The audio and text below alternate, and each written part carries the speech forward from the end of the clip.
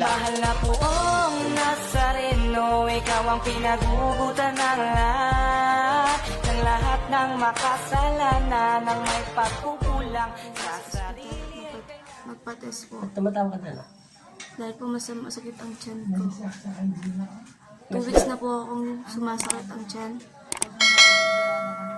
At nagpakasakali po dito pumunta para po mawala. Nagbakasakali kang pumunta sa mga manggagamot upang mawala. Ngayon, binigyan ka ng himala ng aking Ama na Panginoon nating lahat na si Kristo, si Jesus Nazareno. Ikaw lang naman ay nausog. Hindi ko na kinuha ang video mo kasi magkakilala lang naman kayo. Ayaw ng Panginoon ng away o anuman kasi nakausap mo siya at ipinakita sa'yo ng anghel kung sino nakausog sa'yo. Pero ito lang mapapayo ko sa'yo, ate.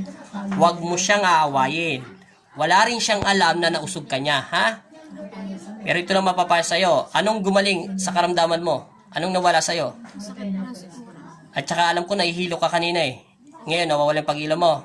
O sige, tumayo ka. Kahit konti lang. At maraming salamat. Tumalong ka, te. Masakit pa?